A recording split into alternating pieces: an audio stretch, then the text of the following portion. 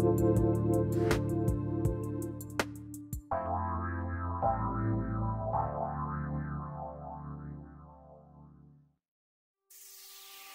you ready to branch out, to take a leap of faith, to love yourself and others fully? Then let go of whatever no longer serves you to take action now on Get Rooted Radio with Erica Gifford Mills, living it up, loving it up, and letting it go.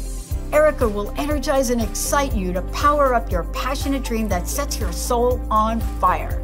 With Erica's E3 approach, equipping, empowering, and enlightening yourself so you can be yourself for yourself. Get ready and get rooted to live a life without regrets, without what ifs, without should haves, and especially without empty feelings from a life unexplored. This hit show helps you build powerful and intentional roots to live it up, love it up, and let it go. Get fearlessly ready and powerfully rooted in your yes with your host, Erica Gifford Mills, and be fearless about your more and stand in your yes. Now on Get Rooted Radio.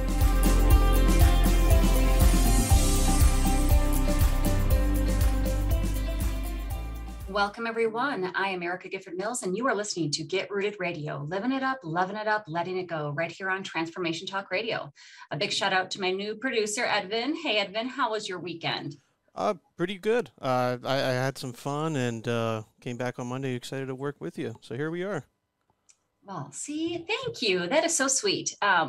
I had a great weekend as well. It was the birthday celebration weekend at the village I live in. And I always joke because it normally falls right around my birthday. And this weekend it did. And I always joke, they throw me a birthday party. Like, you would think I was born here, and I wasn't.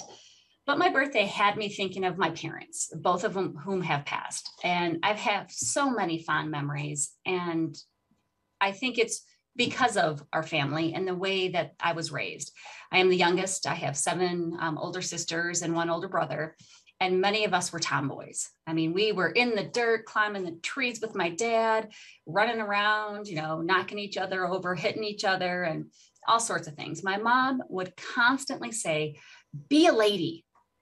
And my dad would walk past and say, sure, be a lady, have good manners, but don't be a pushover. Don't just be a lady, be a legend.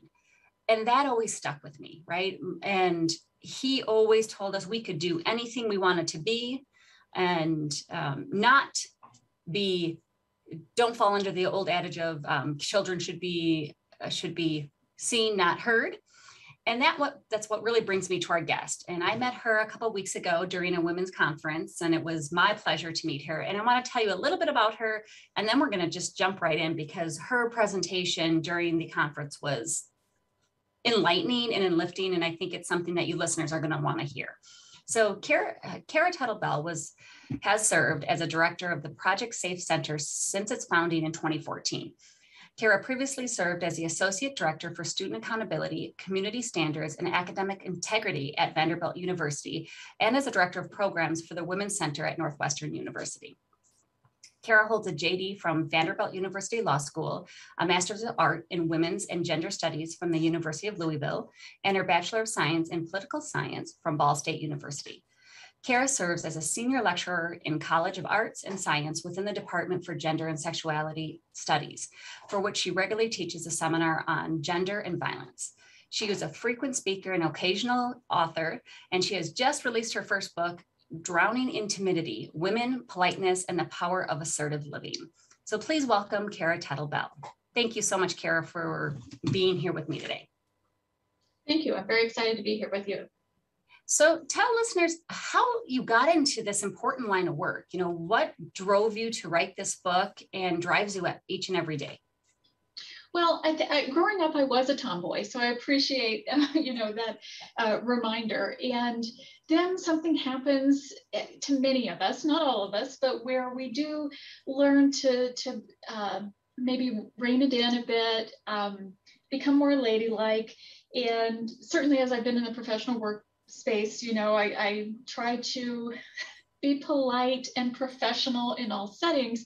But at some point, like many women, it felt like I wasn't living my authentic self. And you can't in every job, right? And it's a journey. But I came into this job as the director of Project Safe back in 2014, and it's the pinnacle of my career. And it's tough work, it's challenging, but it's rewarding. But I really had to just bring it all to the surface, right? And use my full skill set if I were going to do this successfully. And now I just celebrated my 9th year of my work anniversary here, which, it's always like, where did the time go? But I'm so proud of what we built. And so what my job is asking me to do is address sexual harassment and sexual assault in the campus environment, and help students, faculty, and staff feel safer and be safer. And sometimes those are easy conversations and sometimes they're not, but it is definitely a cause worth pursuing. And so I've had to live all of the things that I read about or believed in about engaging us assertively, clearly, and try to strike the balance too, because it's easy to be heartbroken or bitter in jobs like this when you're encountering trauma and hurt and harm day in and day out. And so I really, for myself, was trying to find that balance that assertiveness gives me between feeling frustrated and not communicating what I think was needed, or being too aggressive too often, and then not being persuasive in the role. And so I was reading about it and researching, and I have some great friends, and some of them pointed out that, many young women come to you for this, and the role also asked me to do so much public speaking that I then just kept getting invited to do more. And so I've really now settled into, okay, people are asking me to talk about this. They're feeling like this must be a balance that I'm striking right at least some of the time. And after so long, when people were saying, when are you going to write your book? I finally sat down and did it. And it is a great book. And I really encourage people to go out and get it. And we'll tell you how you can get a copy and everything a little bit later. But in your role, I mean, and I can only imagine how it would be frustrating and really wanting to be assertive and not aggressive, because a lot of times the aggressive shuts people down, right? Whether it's either side.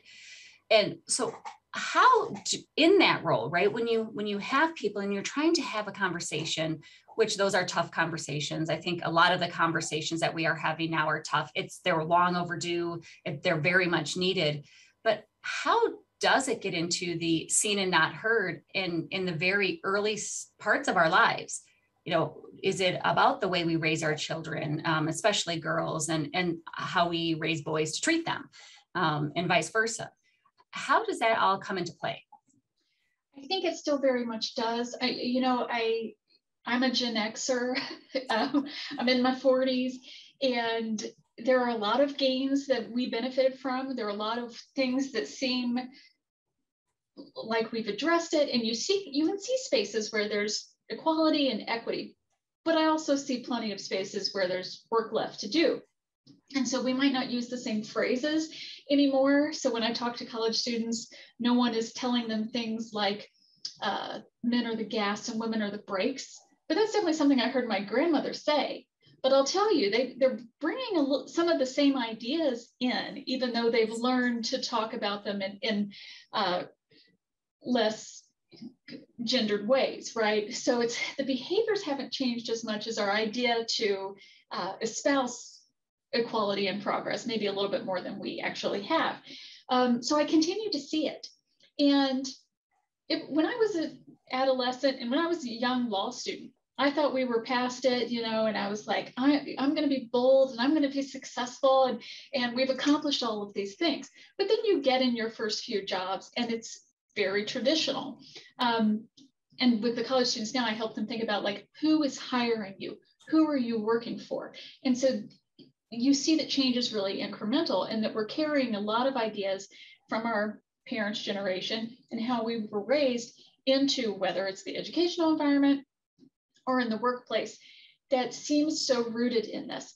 Look around at any meeting, a conference, church gathering, community picnic, look around and watch the gendered norms play out, right? So unfortunately, they're still really entrenched. And what tends to happen is that we condone in very small children the divide very early on. What are boys allowed to get away with in certain settings? Like what kind of behavior, you know, and what can we expect from young women, right? So we continue to perpetuate these gender norms in all kinds of ways, from the clothes we dress them in, whose clothes are comfortable, whose clothes are constraining, right? And what image are we portraying, and who looks like a kid and whose clothes are grown, right?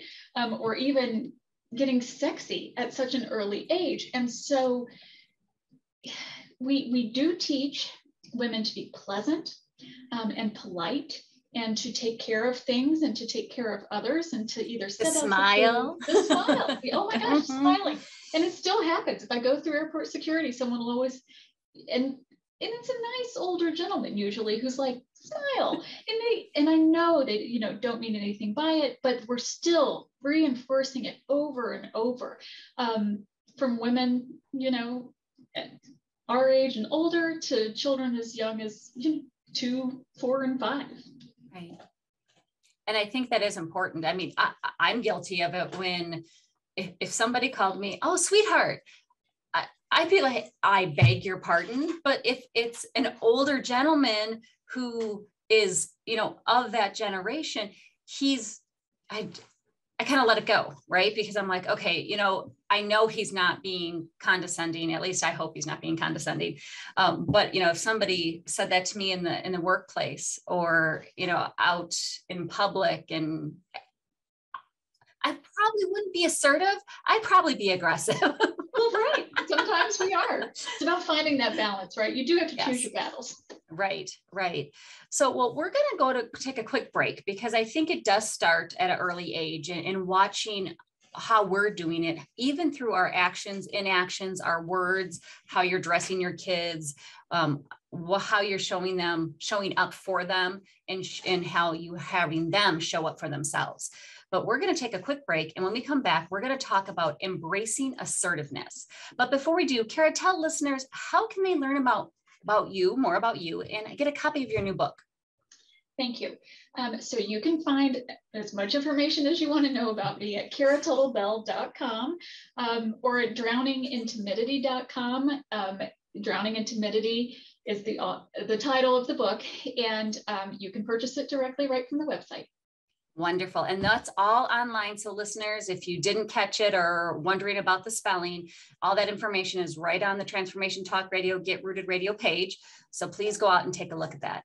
You are listening to Get Rooted Radio with Erica Gifford Mills. Living it up, loving it up, letting it go. Stay tuned. We'll be right back.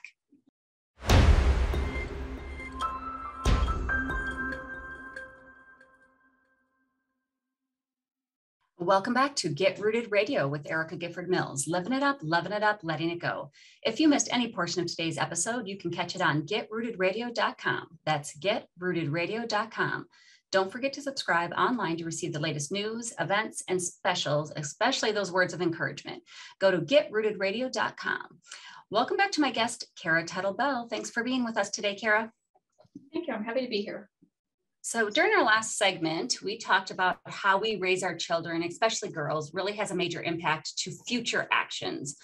I mean, it seems pretty self-explanatory, but it is the words in our actions and our inactions that shows them how they are, quote unquote, supposed to act.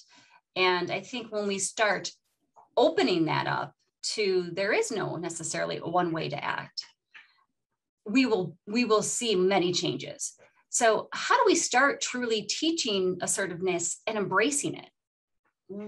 What are your thoughts on that? Well, I would like for it to start much earlier. So again, I work with college students, and I love working with college students, but I'm getting a bunch of 18-year-olds mostly. And so at that time, I'm already trying to undo some of these lessons. Not about good behavior. I love good behavior. You know, we love, it's not about not having good manners, but it's just about being able to tap into assertiveness when you need it.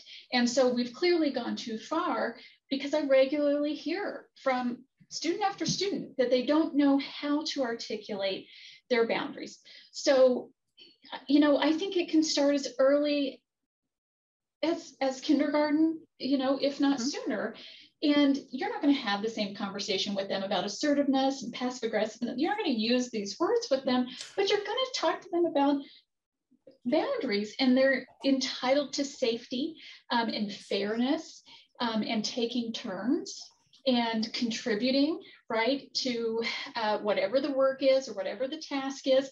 So we have to stop assuming that some people will do chores or certain types of chores and not others, because we get used to the same patterns. We get used to women providing service or doing the emotional labor, and we gender toys. I mean, you can walk into any store and see the pink and blue, which is very handy for shopping quickly, but is entrenching these expectations of who will do what. It's not about keeping people from doing what they want to do in life. It's about them actually finding their calling and doing what they want to do and feeling able to do that.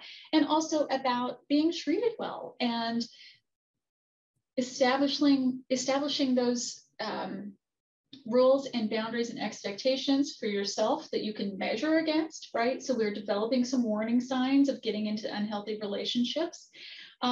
And that you communicate to others. So communication is really key. We have to talk about respectful interactions, about touching one another. We can't wait until they're 18, because what's happening is they go on in life, whether that's to college or not. But generation after generation is learning these things about human interaction and relationships the hard way. And I think we really can do better. And I think assertiveness is the key. Yeah, and I couldn't agree with you more. It's when you go in there and go give your aunt a hug, go give your uncle a hug, and your child says, I don't want to. And yet they're like, oh, come on, give me a hug, or you're encouraging them. Start then. If they don't want to, they don't have to be disrespectful and say, oh, get away. No, because you smell. Right. It's, no, thank you. Right. You can encourage the manners, as you said, the politeness and the respect, but also allowing them to set those boundaries. And it starts at a young age. Yes. And people shy away from talking about the kind of work that I do. But what I see are other people's children.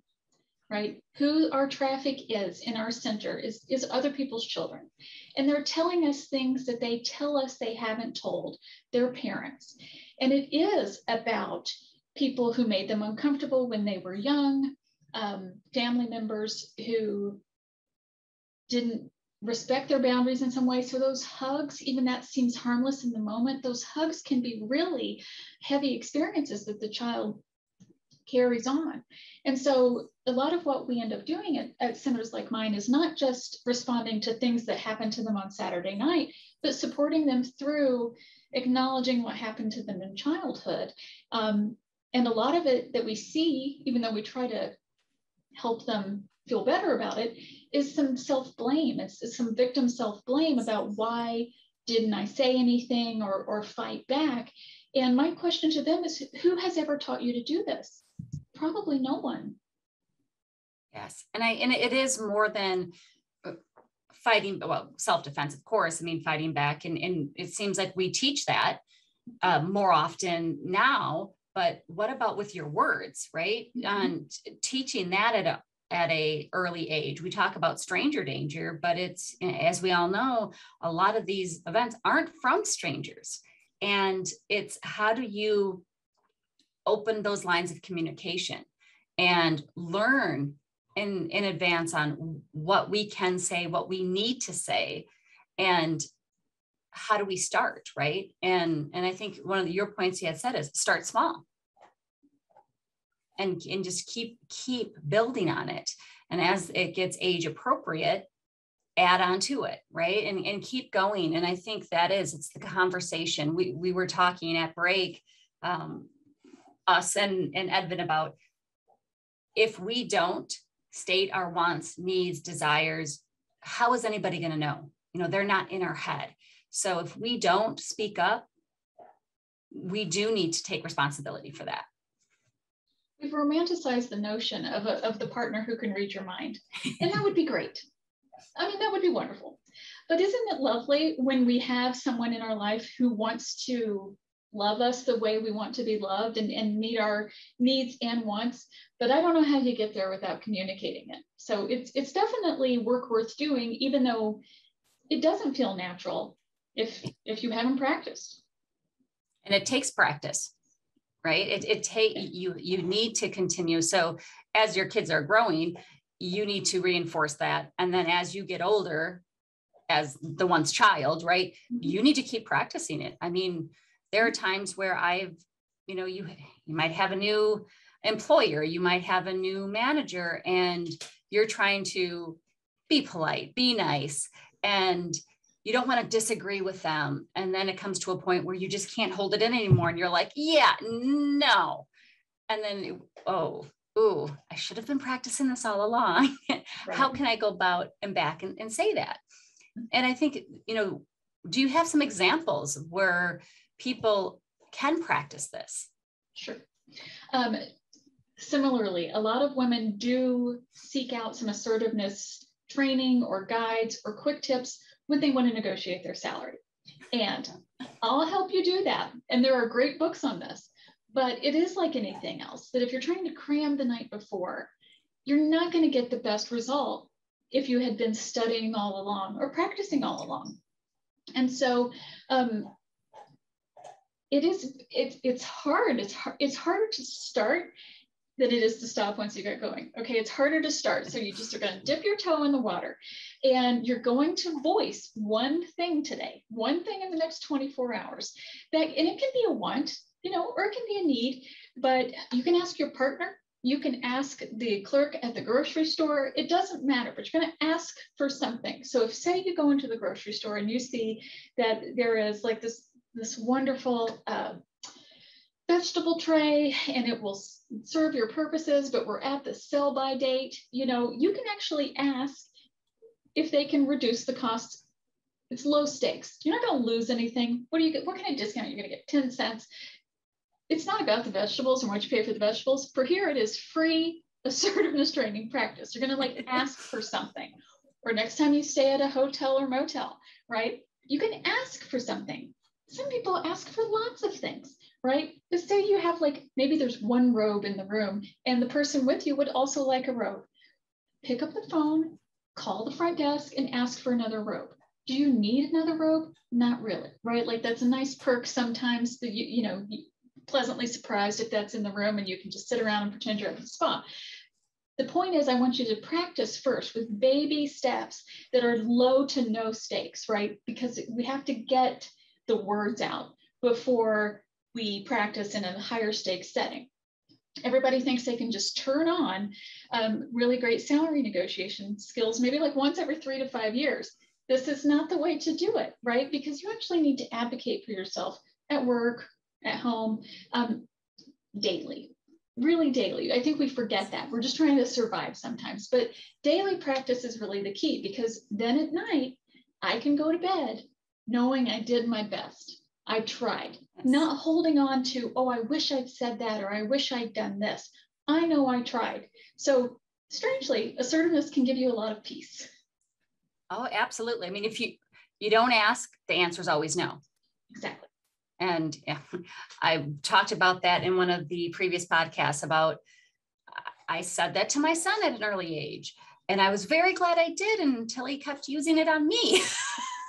But it's true. If you don't ask, answer will always be no. So in some situations, what do you have to lose? And others, what do you have to gain? You have so much.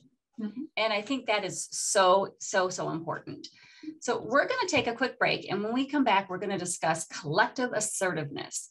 But before we go, tell listeners again how they can learn more about you and get a copy of your new book. Thank you. The new book is Drowning in Timidity, Women, Politeness, and the Power of Assertive Living.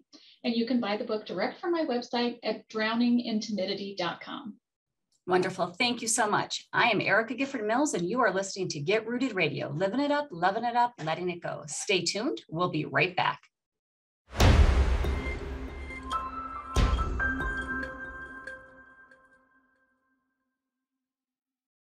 We're back on Get Rooted Radio with Erica Gifford Mills, living it up, loving it up, letting it go. Don't forget to visit getrootedradio.com to listen to a replay of this episode, sign up for helpful tips, and learn about upcoming events. That's getrootedradio.com. Welcome back to my guest, Cara Tuttle Bell. Thanks again for being with us today, Cara. Glad to be here.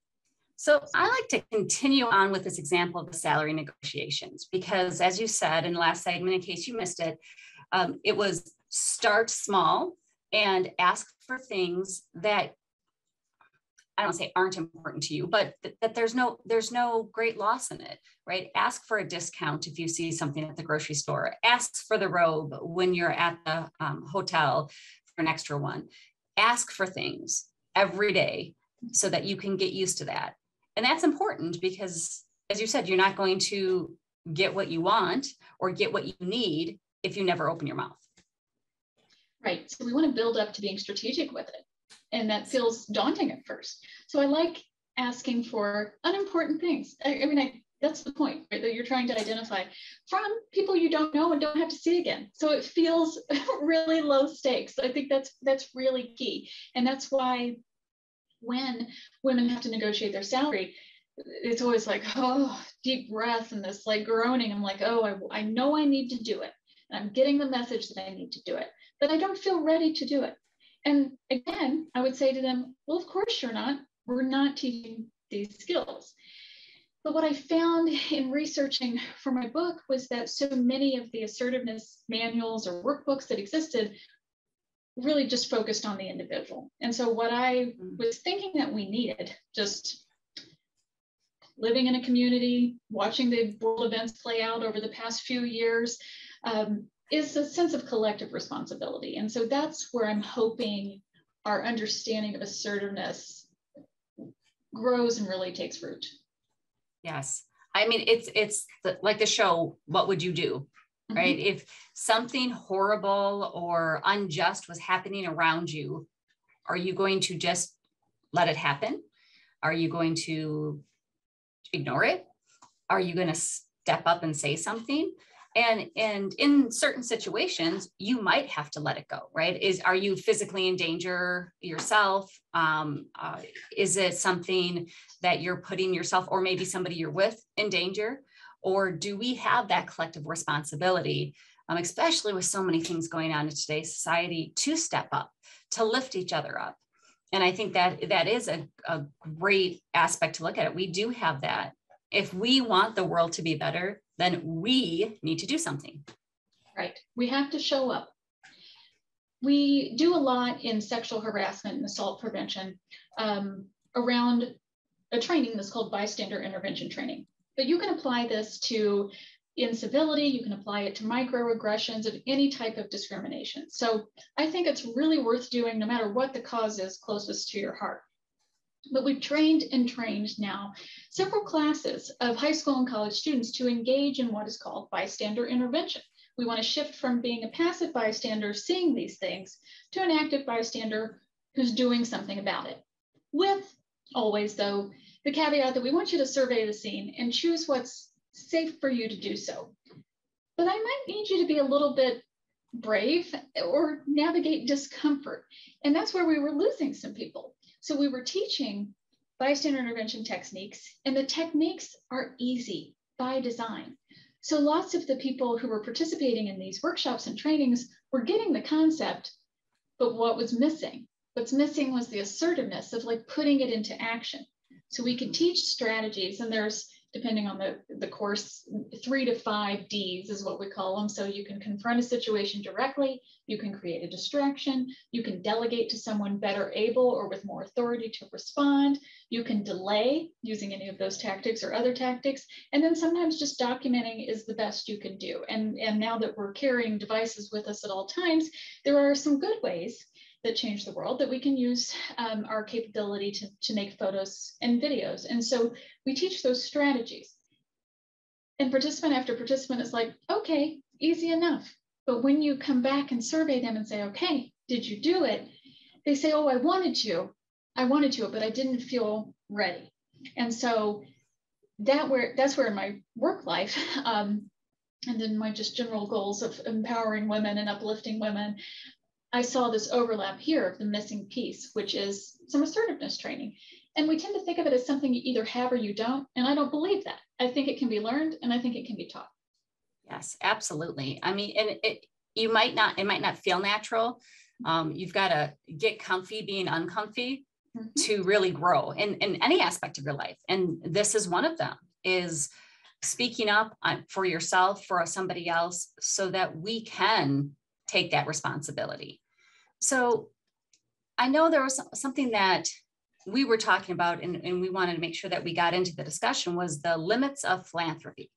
Oh, it's related to this. It is. And so, like bystander intervention, when we're asking participants, like, what do you think you'll do? The socially desirable answer is clearly, I'll confront the situation directly, but it is the strategy least used. So philanthropy is falling in there somewhere too, in that, like, we're not actually confronting the situation directly. We're doing very important work. I mean, I will take it. Please continue doing your philanthropy.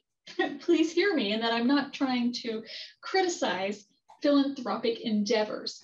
But what they show, I think, is the gap in the system, right? They're reflecting gaps where needs are not being met and problems are not being solved, right? So I think the limits of philanthropy are that even at its best, it shows us that it's a patch on a broken system. So we need to do the uncomfortable in addition to the comfortable. It's easier to attend a nice event, a fancy event, and I enjoy it and I love it. I love to put on a dress and go to the fundraiser event. That's fun to do, but that's not grappling with the issue at, face to face, and making long-term or systemic change. And again, I think one of those takes assertiveness and one of them doesn't. Yes. Kind of like our social media activism. Some of it is worth doing and some of it propels change. And some of it is the least we can do. So is it easy to post a single picture on our Facebook or Instagram pages? That depends. That depends where you are. That depends who your friends and family are in your community. But if it feels easy to do, that's an indication to you that that is not the work on the cause, right? That can be the bare minimum. And I want us to aim so much higher. Yeah. And I think it's the actions, right? It's, as you said, donate. Like if somebody, whether it's something as donating to your school's, bake-a-thon, but are you showing up too? Are you putting into an actual action? And again, if all you can do right now is that donation, we'll call the philanthropy of sorts, but it's what's the next step? So if you have to start there, great, but then like dip your toe into the water. And I love what you said, like, come on in, the water's warm, right? And I think that is so important. And it's getting to that next level. Just like if you were in a fitness class and you've got the routine down. All right, now let's add a little bit more weights. Let's make it a little harder, because then you're going to get better. You're going to grow. You're going to show others that this is the norm, right? It's no longer, I don't want to say it's no longer enough just to give, but it's no longer enough just to give. Right. We need to go to that next level. It's just like, with the racism that we have, it's with the problems that we have in our society, that we can't have a normal conversation. And you need to take that next step. Get comfy being uncomfy. Right. I mean, that's where growth is. I love the exercise analogy, because it is. That's what assertiveness is. A muscle. It is a skill. You can learn it. Then you flex it. Then you flex it when you need it. Right. And sometimes it's hard to turn off. So I need to dial it back sometimes now. I've gotten so used to doing it, where I'm like, do you need to be this assertive in this encounter? But get there. It's so much more comfortable place to live, right? Where I feel like I'm choosing how I show up, rather than I feel like meetings and decisions are happening to me, right? I feel like I'm a part of them. Yeah, I mean, talking about racism, I do talk about racism and the United States and 2020, some in the book. And tensions are high and divisions are severe. And I talk about the infamous social media posts, right? But it's like you cannot post one thing once a year and call that allyship. You know, you're not showing up for your people. And I saw friends and family members, right, who would protest things like many pandemic cancellations. And yes, I feel for kids in school, kids in college, university. I feel for all of us. We're missing things. We're missing things big and small. But if you can show up to protest things like the cancellation of a child's prom, then you have to understand the many issues that are prompting protests across the nation and the world. And we're pretending like we don't understand that. And if you have the assertiveness to do that, you know, in your local school board, which please show up and participate in local government, school board, and all the way up. But we also need to respect the rights of others who are doing the same for causes near and dear to their heart and of matters of life and death. Absolutely. And it is. And that's something that we're going to get into more, of course, but more about when is it acceptable to be angry? And when we come back from the break, we're going to talk about how raising angry girls will change the world. And I think people might get confused, like angry girls? Yes, angry girls. And we're going to talk more about that. Before we go, Cara, tell listeners how they can get a copy of your new book. You can find my book on drowningintimidity.com. You can purchase direct from the website, and you can use the code GETROOTED for free shipping. Wonderful. You heard that. Get Rooted for free shipping. Well, this is Get Rooted Radio with Erica Gifford Mills. Living it up, loving it up, letting it go. Stay tuned. We'll be right back.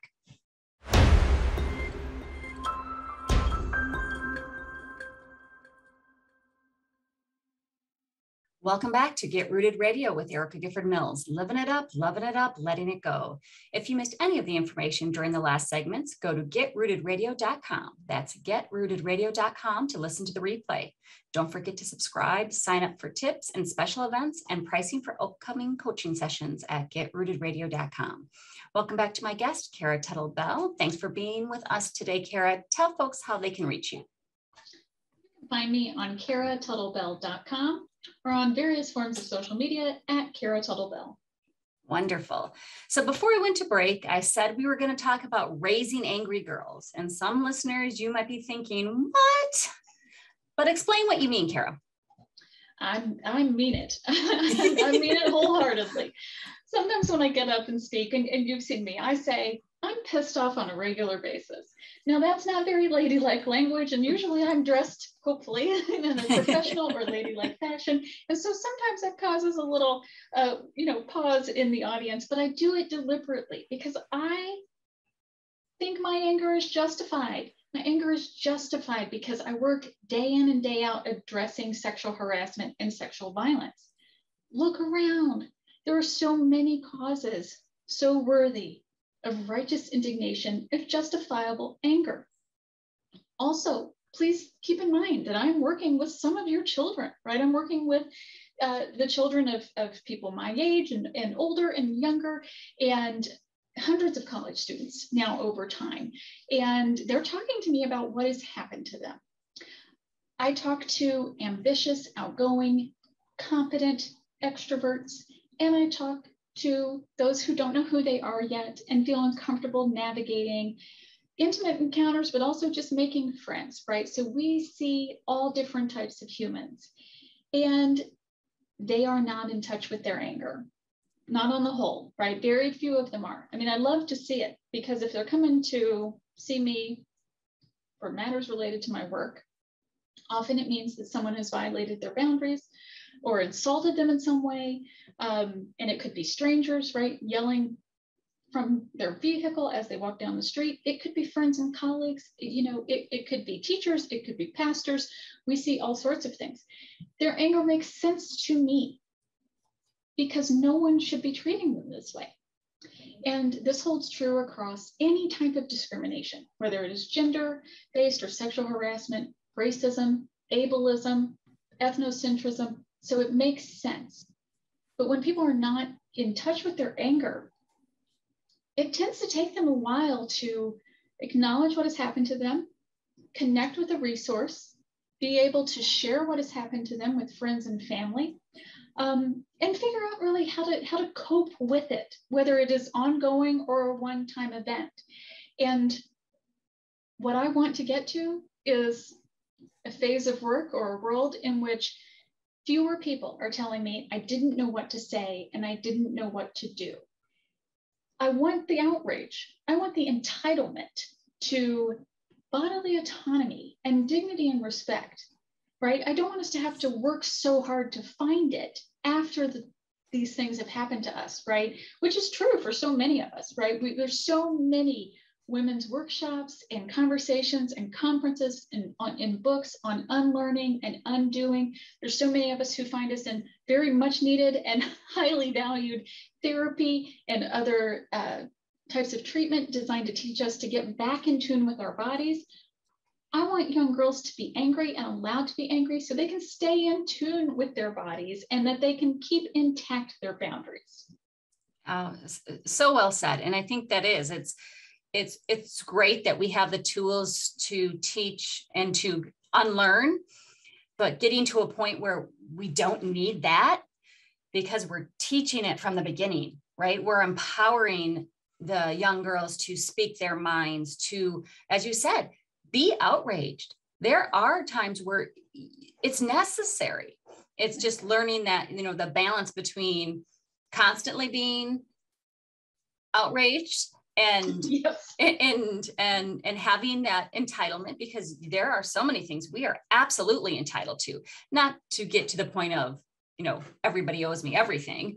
There's extremes out there, but sure. it is and to be able to tap into that anger and as you said, more quickly, right? To be able to say, oh no, like, okay, now you've crossed the line, and be able to stop with the victim blaming themselves, right? Because what could I have done? What should I have done? Did I do this wrong? And I think when we can get to that point, it will be a much more respectful, safe, dignified environment. Yes. It won't prevent everything. No. And it's important to keep that in mind.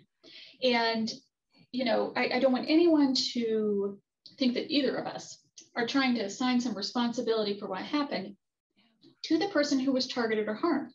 Absolutely not. But where there's room, right, to reduce the self-blame that some survivors feel, I want to do that.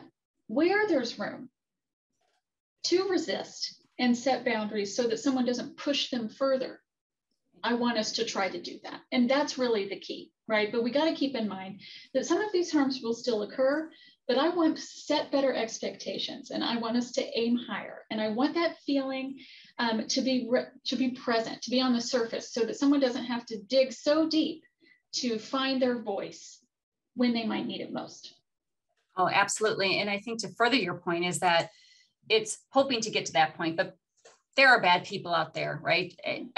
We can't change that. But how do we also make sure that, as a mother of a son, it's my responsibility to also teach him, how do you live in that situation? So it is about raising the angry girls, but raising the angry boys too, to say, if you hear this from your friends, from the locker room talk, whatever it might be, are you going to be outraged? Because that could be your sister, that could be your mother, that could be your aunt.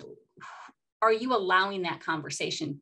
And it's like you said, the bystander is, are we training, poor choice of words, teaching our boys how to be that way too, and speak up and use their voices to ensure that we do have a safe, and it doesn't just happen to girls, right? It also happens to boys. And so making sure that people know that is, we want people to be angry about the disrespect, the outrageous activities that happen, whether that is sexual, discriminatory, whatever the situation might be.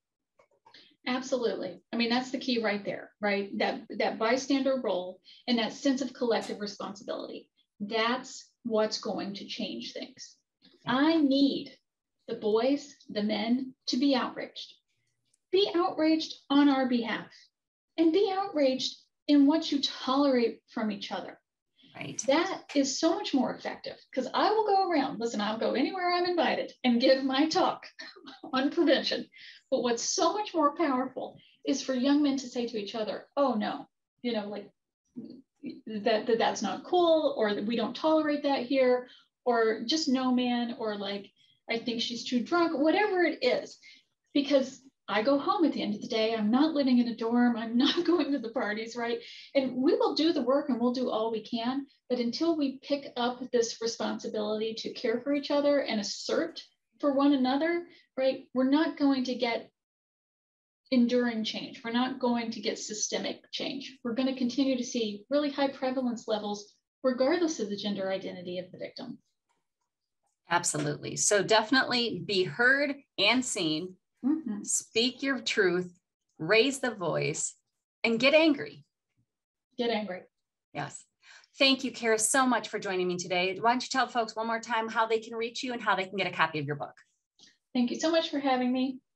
My name is Cara Tuttle Bell, and you can find information about me at caratuttlebell.com or on social media at Cara Tuttle Bell. Wonderful. And I want to thank you all for tuning in to Get Rooted Radio. If you missed any portion of today's episode or want to listen again, go to getrootedradio.com for the podcast. And don't forget to tune in the first and third Monday of each month at 5 p.m. Eastern, 4 p.m. Central, and 2 p.m. Pacific, right here on Transformation Talk Radio. And before I sign off, remember to ask yourself, am I living a rooted life? Am I thriving or just settling and surviving? If the answer is no, take time to think about what you need to do, then take action to make that answer a yes.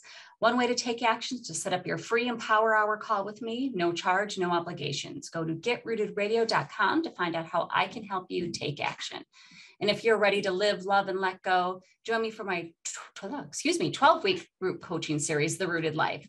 This series will assist you in achieving your goals, moving forward of letting go of those things that no longer serve you, leaning into love yourself and others fully, and live life to its fullest.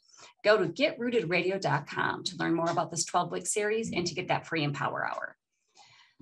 Thank you again for tuning in. Have an amazing day, and I'm looking forward to the next time on Get Rooted Radio with Erica Gifford Mills. Living it up, loving it up, letting it go. Goodbye, everybody. Thank you for listening to Get Rooted Radio with Erica Gifford Mills. Living it up, loving it up, and letting it go. Visit getrootedradio.com if you've missed any part of this hit show, and tune in on transformationtalkradio.com to live fearlessly in your more and powerfully rooted in your unlimited yes. For more information and to work with Erica directly, visit getrootedradio.com. That's getrootedradio.com, and get ready to live it up, love it up, and let it go.